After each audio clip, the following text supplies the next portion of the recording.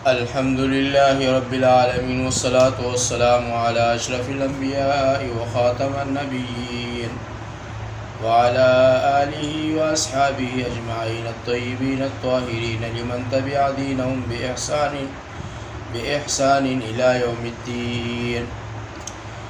اعوذ باللہ من الشیطان الرجیم. بسم اللہ الرحمن الرحیم.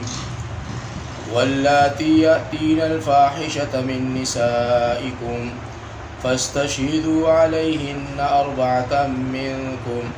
فإن شهدوا فأمسكوهن في البيوت حتى يتوفاهن الموت أو يجعل الله لهن سبيلا. صدق الله مولانا العظيم. اللهم صل على سيدنا ومولانا محمد وعلى آل سيدنا ومولانا محمد وبارك وسلم. سورة النساء آیت نمبر 15. دین گزشتہ مخ کے آیتونو کی اللہ رب العزت د وراثت ذکر فرمایلی و، یعنی د مړي چې کوم وارثان دي د هغوی دپاره چې کومې حصې مقرر دي د هغې تفصیل سره الله رب العزت په تیرو آیتونو کې تذکره وفرمایله چې د دومره حصه ده، د دومره حصه ده، د دومره حصه ده، او دا د الله رب العزت حدود دي، او چې څوک د دې حدودو نه تجاوز کوي الله رب العزت هغه دپاره سپکونکي عذاب چې کوم دی هغه مقرر کړی دی. اوس دې آیتونو مبارکو کې الله رب العزت فرمایلی دي چې کمی زنانا یا کمی خزی هغه زنا طرف ته چې کوم دی راوګرځي، یعنی زنا ته وکړي یا زنا ته صادره شي، نو د هغې دپاره چې کوم حکم الله رب العزت قرآن کریم کې را لېږلی دی د هغې تذکره الله فرمایلی ده چې د هغې دا سزا ده. اگر چې علما فرمایي چې دا حکم بس له مقرر کېدو د حد د زنا نه منسوخ شوی دی، چې رب ذوالجلال کله احکام د زنا نازل کړل، سزای د زنا چې کوم دی نازله کړله چې نارینه زنا وکړي د هغه دپاره دا سزا ده، که زنانه زنا وکړي د هغې دپاره دا سزا ده، که واده کړی زنا وکړي د هغې دپاره دا سزا ده. هغه ټول سورة النور کې رب ذوالجلال ذکر فرمایلی دي، چونکې دلته تفصیل وخت نشته، نو په دې باندې به موږ او تاسو اکتفا وکړو. د زنا د حکم نازلېدو نه مخکې چې کوم حکم الله هغه منسوخ کړی دی، او قرآن کریم موږ او تاسو ته هغه بیان کړی چې دا حکم د الله و، لیکن چې کله د زنا په باره کې چې کوم آیتونه او احکامات نازل شو نو دا حکم الله منسوخ. واللاتی او هغه ښځې یأتین الفاحشة چې راځي قبیح کار ته چې زنا ده، من نسائکم له ښځو ستاسو نه، فاستشهدوا پس شاهدان غواړئ په دوی به علیهن په دوی باندې، یعنی ګواره وغواړئ په دوی باندې، أربعة منکم څلور کسان له تاسو نه، فإن شهدوا پس که دوی ګواهي وویله، فأمسکوهن پس بندې کړئ دا ښځې فی البیوت په کوټو کې، یعنی په کورونو کې، حتی تر هغې پورې یتوفاهن الموت چې وفات کاندي دوی لره مرګ، او یجعل الله او یا مقرر کړي الله دوی دپاره لهن سبیلا یولار. دا حکم اول د نازل دلو د حد زناو هر کلا چې الله رب العزت د زنا احکام او د هغې سزا ذکر کړلا نو دا حکم چې کوم دی دا منسوخ شو. چې په اول کې با چې لا احکام د زنا او سزا د هغې نو تجویز شوي او دا آیتونه چې کوم دی نو نازل شوي چې الزانیة والزانی فاجلدوا كل واحد منهما 100 جلده، یعنی د زنا چې کوم آیتونو او په هغې باندې چې کومه سزا وه هغه نه راغلي. نو شروع کې دا سزا وه چې کله به یو ښځې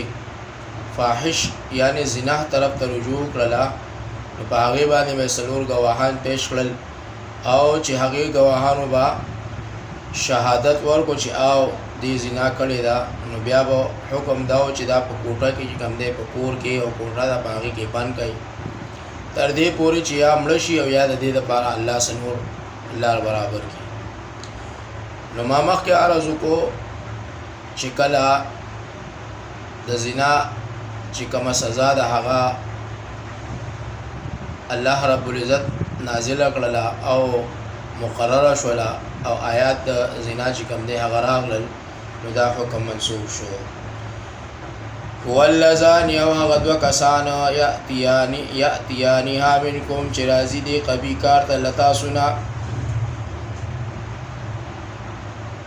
ابي سعید خدری رضی الله تعالی عنہ روایت ده چې بشک رسول الله صلی الله علیه وسلم فرمایلی دي چې شیطان ویل چې ای رب زما د قسمی په عزت ستا او په لوی ستا او په مرتبه ستا چې همیشه به یم زه چې دا خلک په بېلارې کومه او دوی به چې کوم دی ستا نه اړومه. نو الله رب العزت ورته ارشاد فرمایلو چې زما دې په خپل ذات باندې قسم وي او زما دې په خپل لوی باندې قسم وي او په مرتبه باندې قسم وي چې زه به همیش د دې خلکو سره یم او بخښنه به د دوی نه کومه سوچ دوی له ما نه بخښنه غواړي او د دوی نه ګناه وشي دوی به زه معاف کومه. ځکه الله فرمایي واللذان هغه دوه کسان یأتیانها چې راځي دی قبیح کار ته منکم له تاسو نه فآذوهما پس ضرر رسوئ دوی ته فإن تابا پس که توبه وایستله دوی واصلحا او نیک کار اختیار کو دې دواړو فاعرضوا نو وګرځئ تاسو دوی نه عنهما د دې دواړو نه یعنی دا ضرر ترې نه لرې کوي. ان الله بشک الله تعالی چې دی کان تواب الرحیم دې توبه قبلونکی دی او رحیم دی. نو دا په هغه وخت کې چې کله یو سړی بېلارې شي او د ده نه ګناه صادره شي او دی په ګناه کې ملوي شي یعنی د زنا په ګناه کې ملوي شي نو د ده دپاره چې کوم دی الله رب العزت دا سزا ذکر کړې وه چې تر هغه وخته پورې چې توبه وبنباسي او عمل چې کوم دی هغه برابر نه کړي نو الله رب العزت به د ده دی الله ته توبه وباسي الله د ده توبه قبلې ځکه الله غفور رحیم دی. انما التوبه خبر دا د بلنه ده چې قبل ول د توبې علی الله په الله باندې دي للذین دا هغه کسانو یعملون السوء چې کوي دوی ناکاره کارونه بجهالت په ناپوهۍ سره ثم بیا یتوبون توبه وباسي دوی من قریب له نږدې زمانې نه فاولئک پس دا کسان چې دي یتوب الله علیهم چې دي رجوع پر رحمت سره وکړي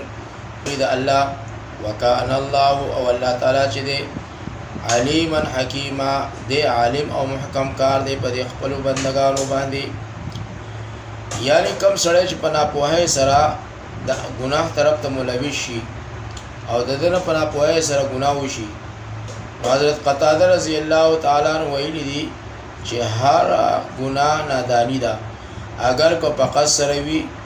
همدغه شانتې حضرت ضحاک رضی الله تعالی عنہ اور مجاہد رضی اللہ تعالی عنہ ویلی دی چې لجهالت نه مراد دا دی چې په قصر ګناه وکړي. ابو العالیه رضی الله تعالی عنہ ویل دي چې اصحاب رضی الله تعالی عنہ اجمعین د رسول الله صلی الله علیه وسلم با ویل هر ګناه چې بندای کوي هغه نادانی دا جهالت دی. نو چې کومه ګناه د دنه وشي دا نادانی دا او جهالت دی او چې به د الله نه پر رحمت سره چې کوم دی توبه ته رجوع کی او د الله نه توبه وباسین الله توبه قبلون کې دی. وليست التوبه او نشته د قبل د توبه للذین د پاره دا کسانو یعملون السیئات چې کوي دي ګناهونه حتی ترغی پوری اذا حضر چرا حاضر شي احدهم الموت یو لدوین اسباب د مرګ قالان وای دي انی چې بشکا ز تبت الانا توبه وباسما اوسو وللذین او نه د پاره دا کسانو یموتون چې دوی مړشي وهم کفار او دوی کافران وي اولئک دغه کسان چې دي اعتدنا تیار کړی شوی دی